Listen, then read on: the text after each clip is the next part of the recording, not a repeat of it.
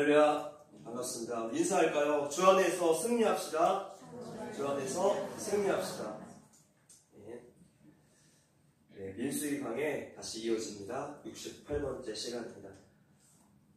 네, 오늘은 하나님을 두려워하는 신앙이라는 제목으로 말씀 전하겠습니다. 세계적인 역사학자 아놀드 토인비는 동서양 역사 속에 존재했던 수많은 제국들의 흥망성쇠를 다루면서 이런 결론을 내렸습니다. 아무리 강력한 물질 문명이라고 해도 그것을 뒷받침해줄 정신 문명이 없으면 반드시 무너지게 되어 있다. 제국은 항상 밖으로부터 무너지는 것이 아니라 안으로부터 무너졌다. 정말로 그런 것 같습니다. 국가도 기업도 또 우리 교회도 가정도 어떤 조직도 가장 큰 위기는 안으로부터 비롯되는 것이죠. 오늘 본문의 이스라엘도 이제 좀 승승장구한다 싶었는데 안으로부터 무너져 내렸습니다. 네, 오늘은 성경을 직접 찾아보는 예배인데 양이 너무 많아서 직접 찾아보다가는 점심시간까지 할 것 같아서 제가 준비했습니다. 네, 우리는 지난 시간에 뇌물을 주고받고 그렇게 이스라엘을 저주하려고 했던 주술사 발락, 또 모압왕 발락의 악한 공모가 하나님의 개입으로 완전히 실패하는 것을 보았습니다. 실패한 정도가 아니라 그가 이스라엘을 저주하려고 했던 그 횟수만큼 4번 축복으로 바뀌게 되죠. 그때 이스라엘은 아무것도 알지 못한 채 모압 광야에서 야영을 하고 있었는데 하나님께서 이스라엘을 신실하게 지켜주셨습니다. 우리가 알고 있는 사실은 빙산의 일각일 뿐입니다. 우리가 알지 못하는 모든 위험으로부터 성부 하나님께서 우리를 지켜주시고 또 성자 예수님은 우리를 위해서 계속 중보하고 계시고 성령 하나님은 우리 속에서 깨닫게 하시고 또 바른 길로 인도하시는 그런 사역으로 이렇게 삼위 하나님이 총동원되어서 우리를 지켜주시고 또 도와주고 계십니다. 여러분 한 사람 한 사람이 하나님의 이러한 사랑과 보호하심 속에서 살고 있는 것이죠. 우리는 정말로 복받은 사람들입니다. 할렐루야. 이제 약속의 땅으로 들어갈 일만 남았는데 뜻하지 않은 재앙이 이스라엘을 덮칩니다. 그리고 그 재앙의 원인 제공은 이스라엘 백성들 스스로가 하게 된 것이죠. 1절부터 3절까지 보겠습니다. 시작. 이스라엘이 시딤에 머물러 있더니 그 백성이 모압 여자들과 음행하기를 시작합니다. 그 여자들이 자기 신들에게 제사할 때 이스라엘 백성을 청함해 백성이 먹고 그들의 신들에게 절함으로 이스라엘이 바알 모올에게 가담한지라 여호와께서 이스라엘에게 진노하십니다. 벌써부터 가슴이 답답해지죠. 1절에 시딤이라는 곳은 이스라엘의 광야 생활 마지막 야영지였습니다. 이 시딤에서 서쪽 방향으로 11km만 더 가면 요단강이 나옵니다.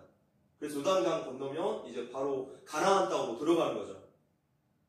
여기에서 모세의 십계명 설교와 여호수아의 정탐꾼 파견이 있었던 그 장소가 바로 시딤입니다.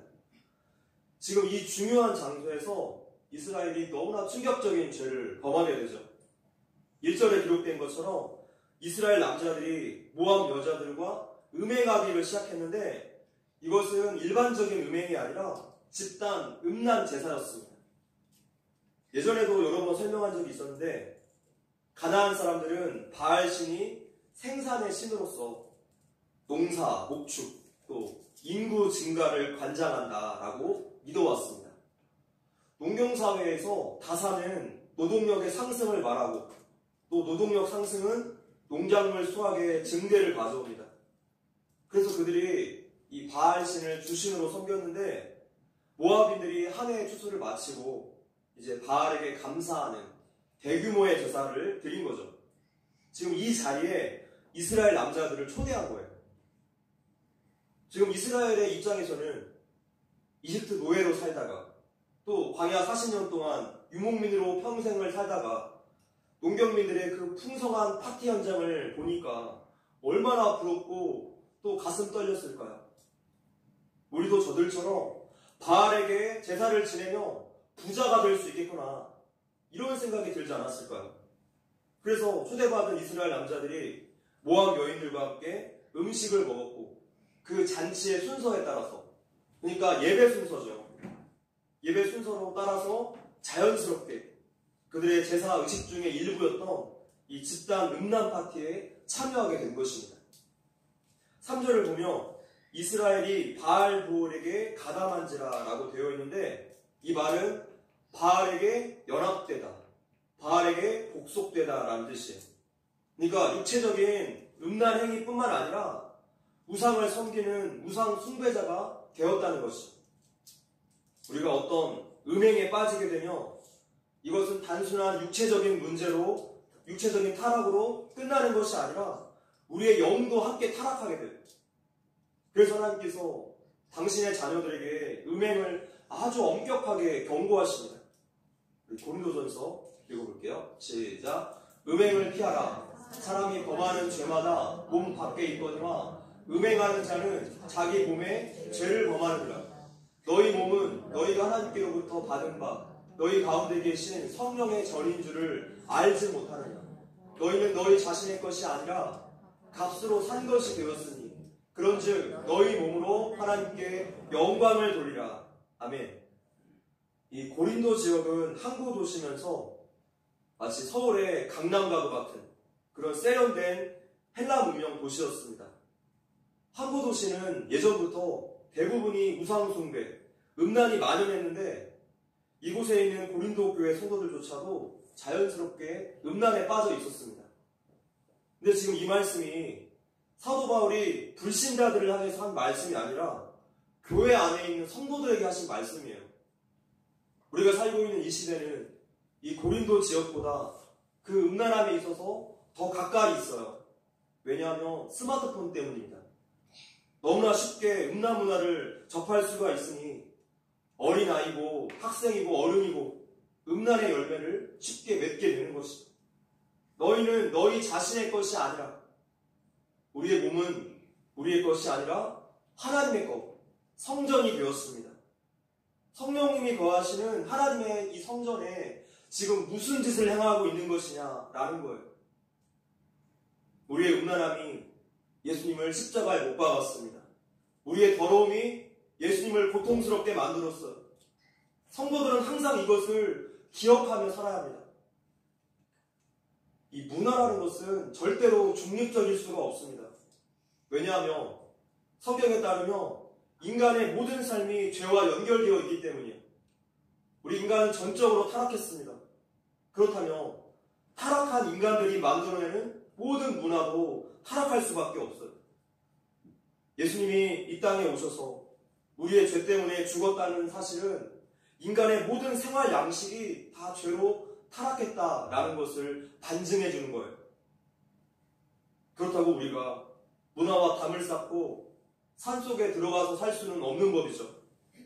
하나님께서 우리를 성도로 구별하신 다음에 세상 문화 한가운데로 보내셨어요. 성도는 곧 구별되고 그 다음 보냄받은 자예요. 그래서 우리들은 세상 문화를 거슬러서 싸움을 해야 하는 자들입니다. 분별하고 절제하고 이 문화를 제거하지 않는다면 우리 또한 하나님의 그 거룩하심 앞에서 안전할 수 없어요. 지난주 뉴스 보니까 한 대학교에서 그 딥페이크 기술, 그러니까 AI를 기반으로 한 이미지 합성 기술인데, 그 같은 학교 여학생들의 얼굴을 도용해서 음란 동영상을 만들었고 이 영상을 공유했는데 함께 본 그 학생들이 1000명이 넘어갔다는 소식을 들었어요. 그렇게 경찰에 신고를 하게 되죠. 애나 어른이나 할 것 없이 스마트폰이 보급되고 그렇게 일상화된 것만큼이나 음란함도 우리에게 너무나 가까이 왔어요. 어느덧 우리나라는 일본보다 음란물 동영상을 더 많이 만드는 나라가 되어버렸습니다. 교회에 다니는 성도들조차도 음란물 중독에 빠진 사람이 굉장히 많아요. 예전에 한 간증을 들은 적이 있었는데, 룸사롱에서 접대를 하던 자매님이 이제 예수를 믿고 그 생활을 청산하게 되었다는 간증이었는데, 그 자매님의 말이 자기가 처음 교회에 나왔을 때 아주 깜짝 놀랐다고 합니다. 왜냐하면 눈살롱에 자주 왔던 단골 고객들이 그 교회에 꽤 많이 있었다는 거예요. 안내하시던 남자 집사님들이 자기의 얼굴을 보고 알아보고 나서 너무나 놀래서 피했다는 거예요. 근데 이 간증을 주일 오전 예배 때 시킨 담임 목사님의 그 결단이 대단하게 느껴졌어요. 자매님의 간증이 끝나고 나서 담임 목사님이 올라오십니다. 그러면서 하시는 말씀이 이것이 바로 우리 교회의 현주소리입니다. 남자 집사님들이 직장 생활하시면서 이렇게 이중적인 생활을 할 줄을 누가 알았겠습니까? 그러나 이것이 우리 현실입니다. 우리가 이 문제를 바로잡지 않는다면 우리 교회는 무너지게 될 것입니다. 우리가 정신을 차리고 회개해야 합니다. 성도는 그러면 안 됩니다. 그것은 하나님의 영광을 땅에 떨어뜨리는 일이고 가정을 파괴시키는 일이고 교회를 흔들리게 하는 일입니다. 라고 말씀하셨어요. 오늘 고린도 교회에 주셨던 하나님의 그 경고의 메시지가 우리의 귀에 들리고 또 우리 삶의 경계로 삼아야 하겠습니다. 교회가, 우리 성도가 거룩을 잃어버리면 모든 것이 다 막히게 될 거예요. 거룩은 성도의 정체성이죠. 거룩은 성도의 능력이기 때문이에요. 이제 하나님의 그 무서운 진노가 이스라엘 진영에 떨어지기 시작했어요. 성도들이 죄를 지으면요 바로 발각돼요. 세상 사람들은 미꾸라지처럼 빠져나가는데 우리들은 죄 짓자마자 바로 발각돼요. 왜 그렇습니까? 하나님께서 우리를 사랑하시기 때문에 발각되게 하셔서 죄를 멈추게 하시는 거예요. 이제 4절을 읽겠습니다. 시작. 여호와께서 모세에게 이르시되 백성의 수령들을 잡아 태양을 향하여 여호와 앞에 목매어 달라. 그리하면 여호와의 진노가 이스라엘에게서 떠나리라.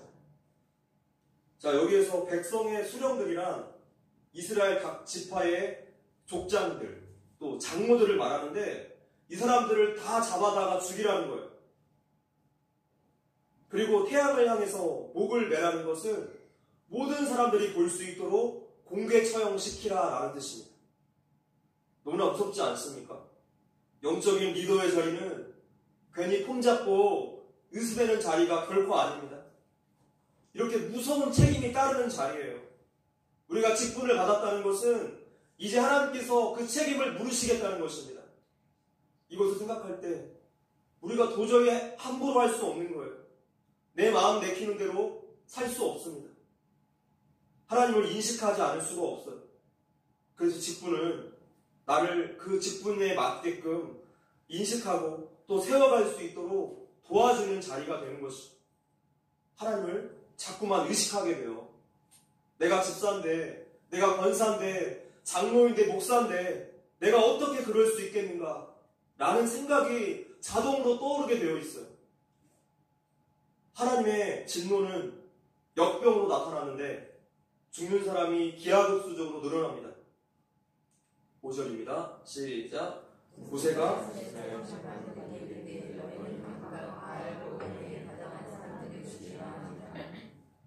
지금 얼핏 보며 모세가 하나님 명령에 순종한 것 같은데 제대로 한 순종이 아니었습니다. 하나님께서 4절에서 백성의 수령들을 다 죽이라고 하셨는데 모세가 이 말씀을 순종하지 않고 그 행위에 가담한 사람만 색출해서 죽이라고 합니다. 모세가 하나님 명령에 온전히 순종하지 않자 역병이 그치지 않았어요.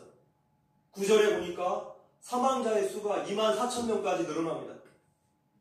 이렇게 사방에서 사람들이 죽어나가자 이스라엘 공동체 전체가 큰 슬픔에 빠져서 회방문 앞으로 나아가서 하나님께 살려달라고 눈물로 회개하면서 그렇게 하나님의 자비하심을 구합니다.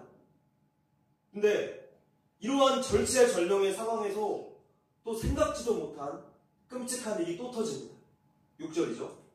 시작. 이스라엘 자손의 온 회중이 회막문에서 울 때에 이스라엘 자손 한 사람이 모세와 온 회중의 눈앞에 미디안의 한 여인을 데리고 그의 형제에게로 온지라.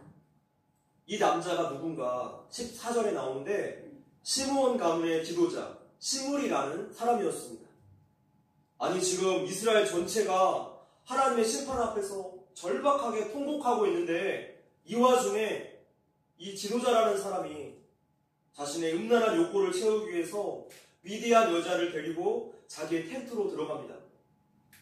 간이 배 밖으로 나온 사람이 양심의 화인을 맞은 사람입니다.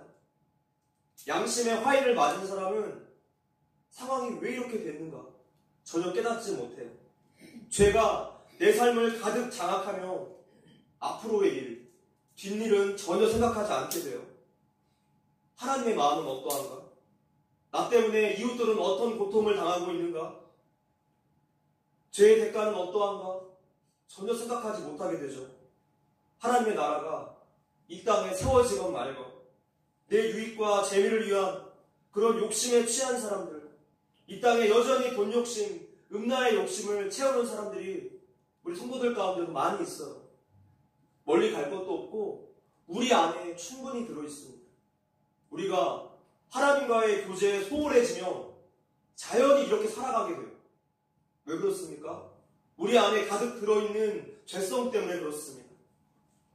그래서 우리는 죄와 싸우기 위해서 기도와 말씀 묵상의 자리를 날마다 지켜야 하는 거예요. 근데 이스라엘 백성들 중에 한 사람이 분연히 일어납니다. 7절이죠. 시작. 제사장 아론의 손자 엘르아살의 아들 비느하스가 보고 회중 가운데서 일어나 손에 창을 들고, 자, 젊은 비느하스가 손에 창을 들고 일어납니다. 회중 가운데서 일어났다는 것은 다른 사람들도 이 참담한 행위를 다 알고 있는데 아무도 행동하지 않았다는 거예요. 비느하스는 그 마음속에 의분이 일어나서 이 뻔뻔한 지도자 시므리와 미디안 여자를 한 창에 찔러 죽였습니다. 아니, 그래도 재판이라도 하고 좀 처벌을 하든지 해야지 너무 심한 건 아니야? 라는 생각이 드신다면 우리가 8절을 보면 되겠습니다.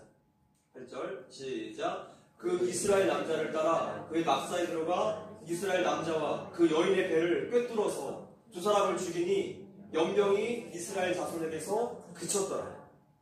비느하스가 그들을 죽이는 순간에 연병이 이스라엘 자손에게서 멈춥니다. 즉 비느하스의 심판은 한 개인의 화풀이나 한 개인의 심판이 아니라 하나님의 심판이었다는 것을 증명해주고 있어요.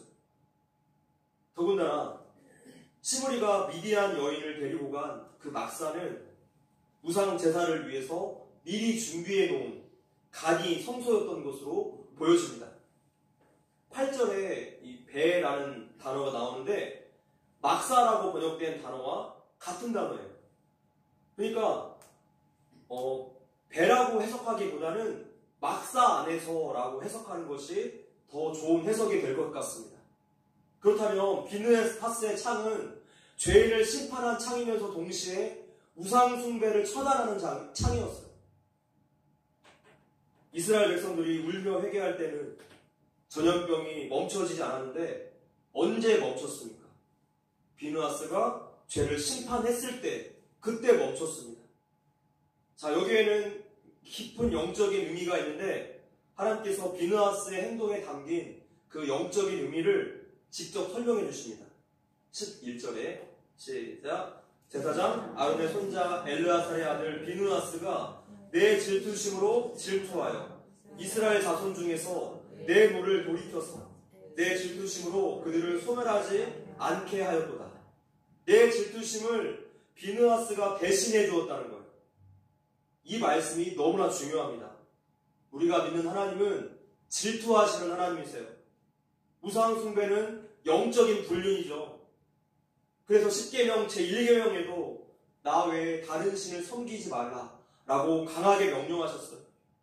하나님보다 오늘 내 마음에 또 내 삶에 더 커져 있는 그 무언가가 오늘 나의 우상이에요. 그것은 무엇입니까? 성경을 보면 하나님의 자녀들은 신부이고 또 하나님은 신랑의 관계로서 묘사된 부분들이 많이 나옵니다. 그 어떤 남자가 자기 아내가 다른 남자랑 바람 피고 있는데 괜찮을까요? 피가 거꾸로 솟지 않겠습니까? 아무렇지도 않다며 그것은 아내를 사랑하지 않기 때문일 거예요. 지금 비느하스가 바로 이러한 하나님의 분노를 가슴에 품었다는 거예요. 그가 하나님의 마음을 품고 죄를 처단했습니다. 13절에 시작. 그와 그의 후손에게 영원한 제사장 직분의 언약이라. 그의 하나님을 위하여 질투하여 이스라엘 자손을 속죄하였습니다. 하나님은 비느하스의 행위가 이스라엘을 속죄했다라고 말씀하십니다. 죄로 인해서 지금 당장에 멸망받아야 할 그 백성들이 살 수 있는 방법은 죄 문제를 해결하는 것뿐이었어요. 그래서 비느하스는 먼 훗날에 이 땅에 오실 하나님, 예수 그리스도를 상징해주는 인물입니다. 한 사람으로 말미암아 죄가 이 땅에 들어왔고 한 사람으로 말미암아 죄인들이 구원을 얻게 되었습니다. 이스라엘 전체가 죄로 죽을 수밖에 없는 그 상황에서 비느하스 한 사람이 구원해 내었습니다. 자, 이렇게 구약 전체 사건이 예수 그리스도의 십자가를 바라보고 있어요. 지금은 희미하지만 장차 예수님을 통해서 그 구원의 길이 분명하게 드러납니다. 비느하스는 죄인들을 죽임으로써 죄를 제거했지만 예수님께서는 자신이 직접 우리를 대신해서 하나님의 진노의 칼을 받으시고 십자가에서 그렇게 죽으십니다. 죄의 문제는 반드시 그 누군가가 죄값을 치러야지 해결되는 것이지 그냥 미안하다, 죄송하다, 잘못했다 이런 것으로 끝날 문제가 아니에요. 오늘 이스라엘이 저지른 그 죄값이 너무나 컸기 때문에 하나님은 이스라엘의 두 영들을 다 죽이라고 명령하셨어요. 마찬가지입니다. 하나님의 아들이신 예수 그리스도의 십자가 죽음 정도가 되어야 우리 모두의 죄 문제를 해결할 수 있었어요. 그만큼 죄가 컸던 것이죠. 그래서 우리는 예수님의 은혜를 붙잡고 회개하며 하나님께 용서받을 수 있는 것입니다. 우리의 회개를 보고서 용서하시는 것이 아니라 예수님의 피값, 그 십자가 공로 때문에 우리가 용서받을 수 있는 거예요. 그래서 예수님의 이름으로 하는 성도의 회개가 하나님께 용서받을 수 있는 효력이 있는 것이죠. 우리가 오늘 이렇게 용서받고 살 수 있는 것은 모두 다 예수님 덕분이에요.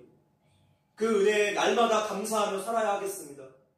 예수님이 아니면 우리는 도저히 살 수 없는 존재들이에요.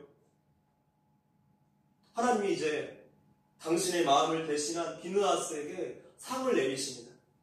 12절, 13절에 나와 있는데 비느하스와 그의 후손이 영원히 하나님의 대제사장 가문이 되게 해주겠다 약속을 해주셨어요. 실제로 예루살렘 성전이 AD 70년에 멸망할 때까지 1400년이 넘도록 비느하스의 혈통에서 이 대제사장 승계가 이루어집니다. 비느하스는 물론 아론의 손자이지만 이렇게 혈통적인 금수저라는 이유만으로 제사장 직분이 지켜지는 것이 아닙니다.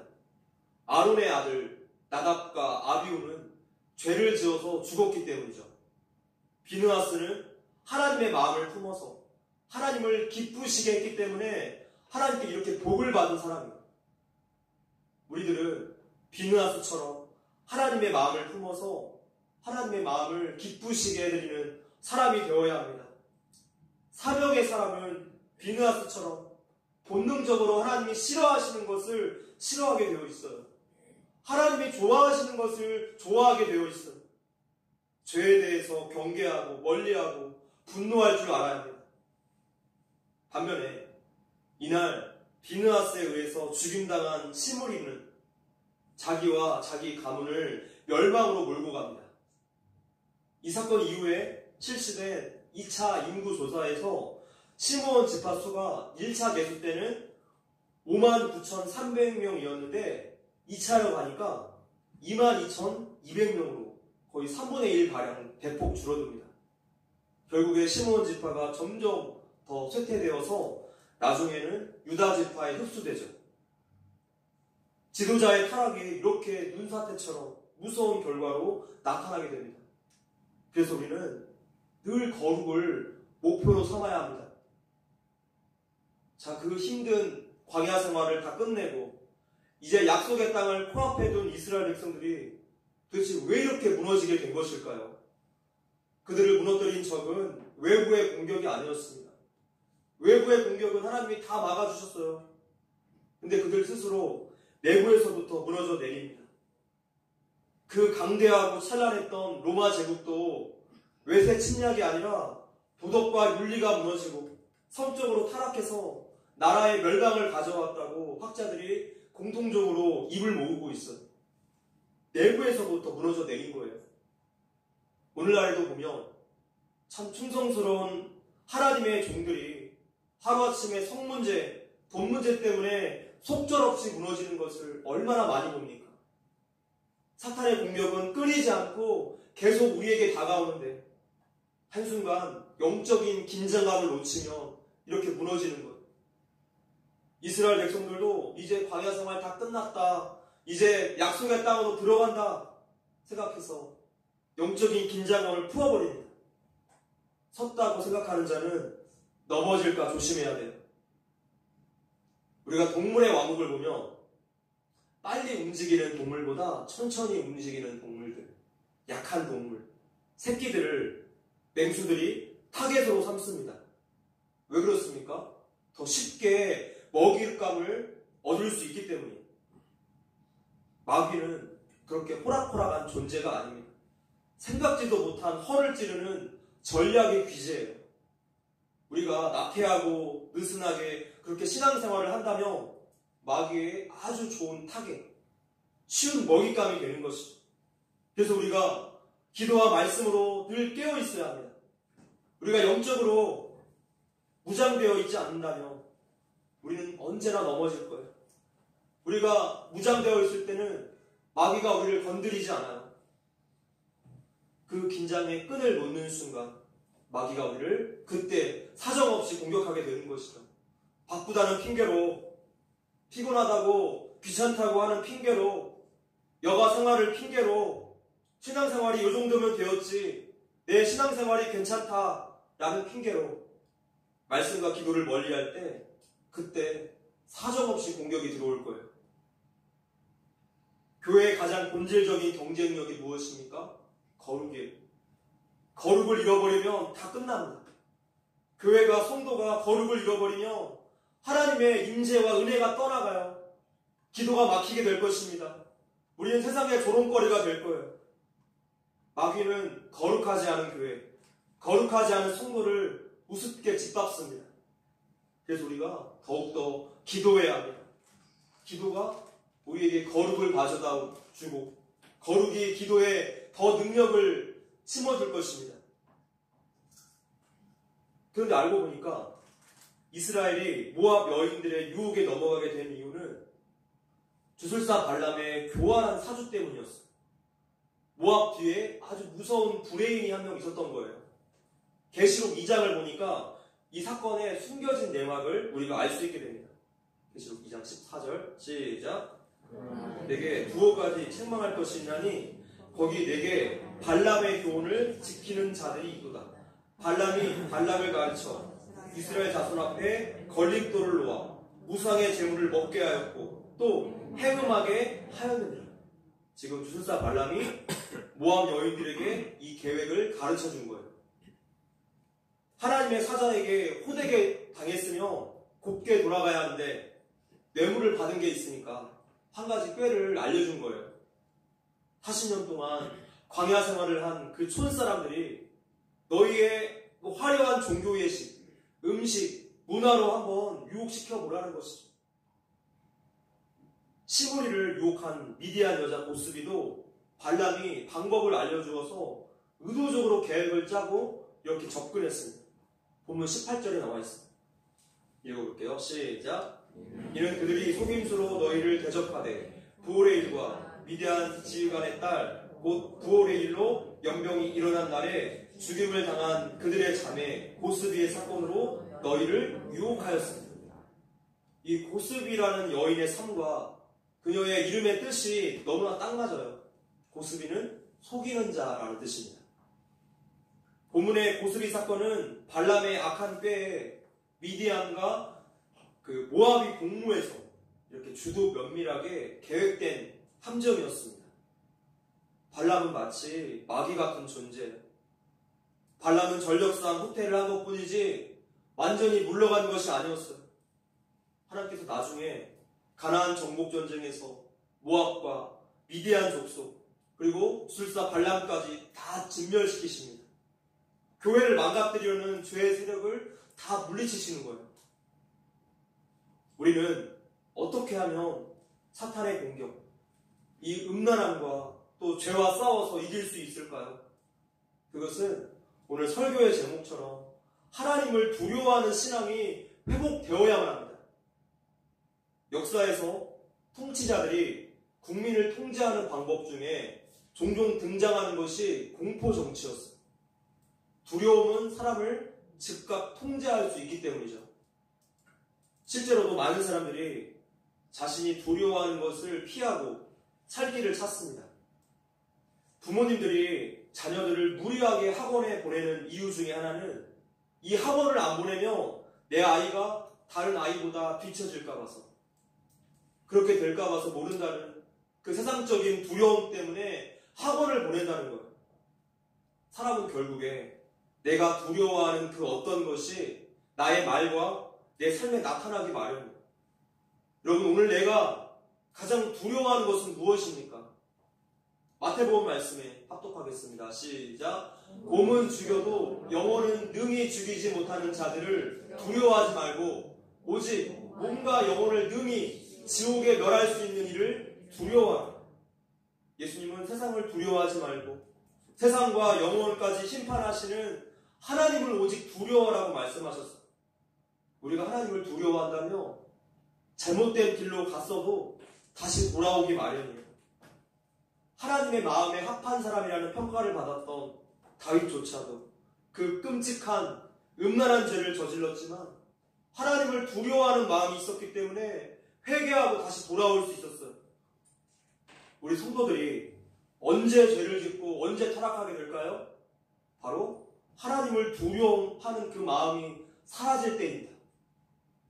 하나님을 두려워하는 마음이 사라지면 사람들의 평가, 세상의 시선을 두려워하기 시작해요. 하나님을 두려워한다는 것은 벌벌 떠는 공포정치 같은 그런 수동적인 것이 아니라 자발적으로 또 하나님을 향한 그 사랑의 마음을 가지고 하나님 앞에서 부단히 살아가는 거예요. 능동적인 삶을 말합니다. 호람되어죠. 내가 하나님 없이 혼자만 있는 그런 공간, 혼자만 있는 시간에도 하나님을 끊임없이 의식하는 거예요. 그분을 끊임없이 사랑하는 것입니다.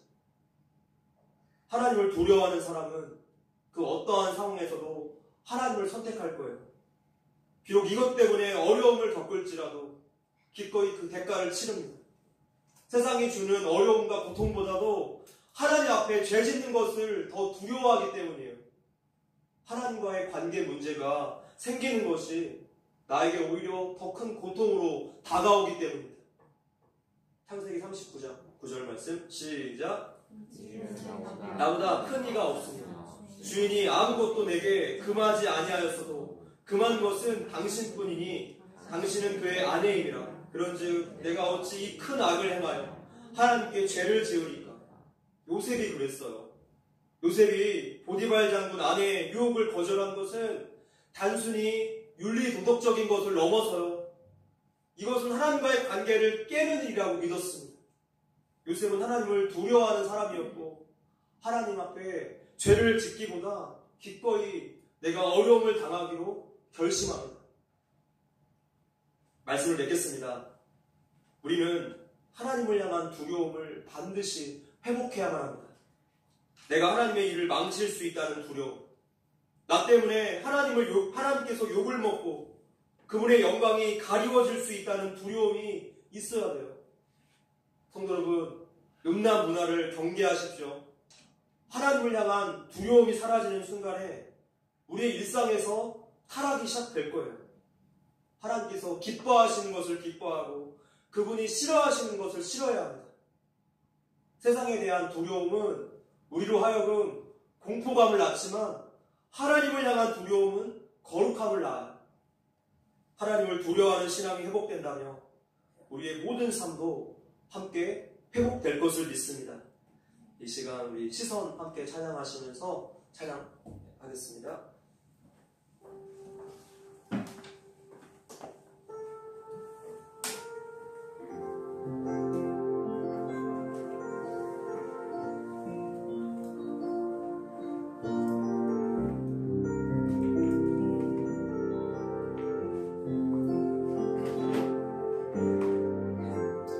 말씀을 생각해 보시면서 이 고백으로 나아갔으면 좋겠습니다. 오늘 이스라엘이 잠깐 방심하니까 바로 무너졌습니다. 사탄은 호시탐탐 우리를 무너뜨릴 기회를 엿보고 있습니다.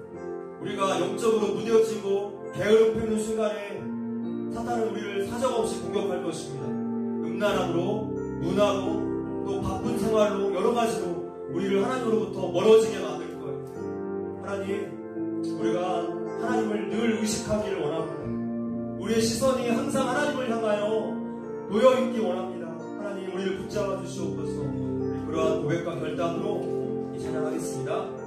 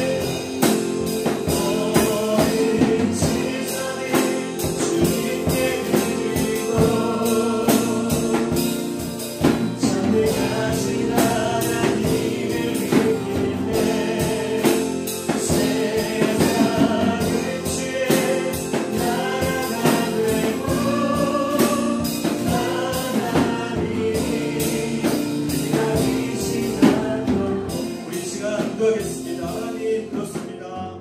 우리가 늘 하나님을 의식할 수 있게 하여 주시옵소서. 하나님, 우리가 여러 가지 핑계로 하나님과의 교제를 소홀히 하지 않도록 주님 붙잡아 주시옵소서. 기도를 게을리하는 죄를 범하지 않게 하여 주시옵소서. 성령님, 우리를 날마다 붙잡아 주시옵소서. 우리 함께 기도하겠습니다.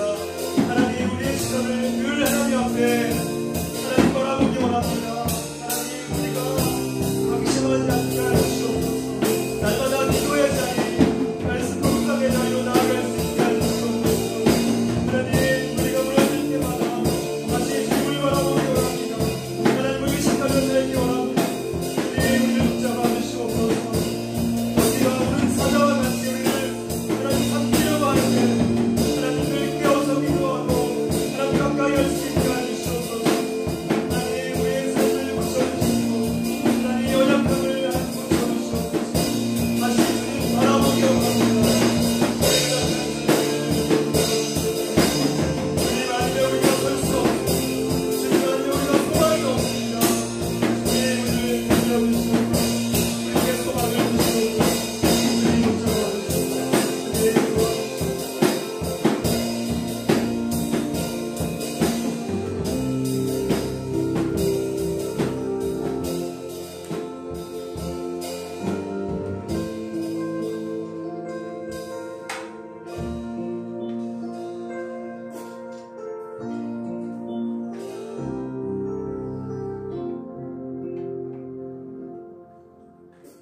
하나님, 감사합니다.